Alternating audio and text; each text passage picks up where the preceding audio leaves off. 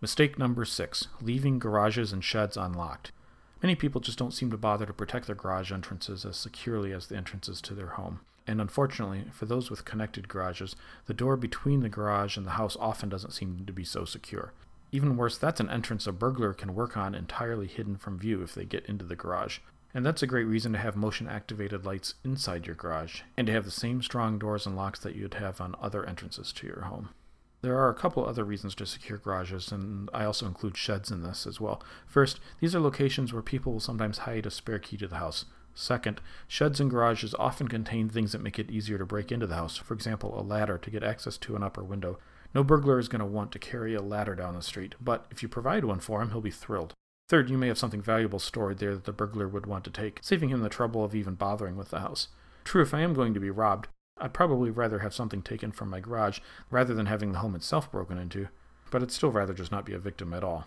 Mistake number 7, putting your home's interior on display. We discussed this a little back in number 3 when I talked about leaving lights on.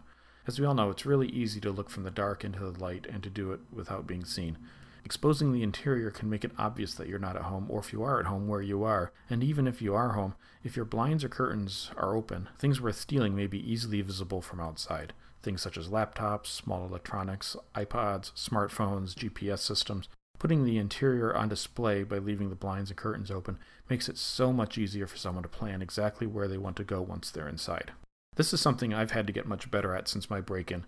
I used to think that if I was home, I was fine if I left the blinds open and even the windows open till late. But now I've realized that someone could see in and see where I keep my laptop, for example. So I'm much better now at closing up as the sun goes down.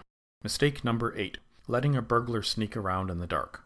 I know that many home break-ins do occur during the day, especially in neighborhoods where people tend to be at work during daylight hours, but at night, I can't imagine many burglars would want to risk sneaking around and then trying to break in if a light was shining on them. So, having outdoor lights, especially motion-sensitive lights, strategically placed around your house can help deny a burglar the chance to work undetected. Placing lights strategically means placing them wherever a burglar may try to get in, including obvious places where he might try to climb to an upstairs entry point. It also means taking care to check the aim of the bulbs and the motion sensor itself. Just the other day while preparing for an article on lighting I'm writing for the website, I ran across a motion-sensitive light where one of the bulbs was actually aimed upward. Mistake number 9, not securing back or side doors as well as the front door. I'm not sure of the statistics about which door in a house is the most common entry point for a burglar, but I do know they'll look for the easy way to get in. It's way too common for front doors to be nice and solid, but then having rear and side doors that are flimsy, especially in older homes. I guess this mistake is kind of related to what we talked about earlier, ineffective doors and locks. I'm not really sure the logic behind not putting as much effort into side and rear doors. It seems obvious to me that a burglar might actually prefer a side or a rear door because that's going to be away from the street, where they can be less visible. So I think you'd really want to secure these doors, but for some reason it just doesn't always seem to happen. Maybe it has to do with the front door being the main entry point to the house, and it gives kind of a psychological boost, and that's probably why they're always more decorative. Regardless, any entrance door, wherever it is located, should be a sturdy steel door and frame with deadbolt and strike plate as we talked about earlier. It's worth pointing out that the rear of houses is where you typically find sliding glass doors. Sliding glass doors tend to have notoriously bad locks, but fortunately there's a fantastically easy solution. Just lay down a piece of wood such as a dowel in the track to keep the door from sliding open if the lock is defeated. Mistake number 10. This last point I'll call landscaping related issues. Too often, the same landscaping that is used around a house to provide decoration and property value boosts at the same time also provide places for burglars to hide. Shrubs and trees, often used to boost privacy from nearby homes and the street, also have the unintended consequence of blocking the views from the street and nearby homes that would otherwise expose a burglar. Instead, they give them hiding places or a way to work unseen, and it's even worse if the shrubs and trees are untrimmed.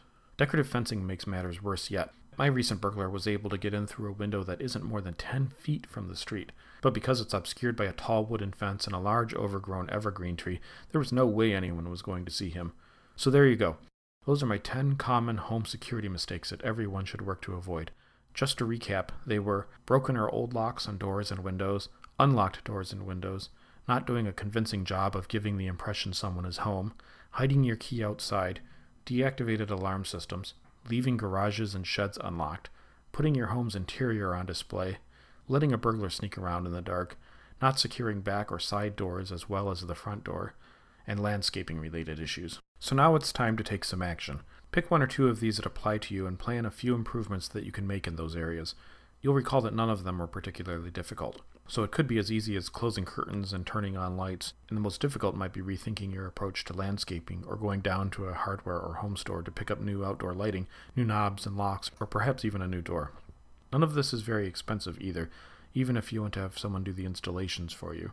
Remember what I said at the top, little improvements can go a long way toward convincing a potential burglar to go elsewhere.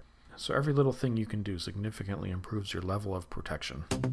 For more great practical information and steps you can take yourself to secure your home, protect yourself, and feel safe, be sure to visit us online at safeathomesecurityguide.com. Thanks for listening to the Safe at Home Security Guide show. Until next time, take care and stay safe at home.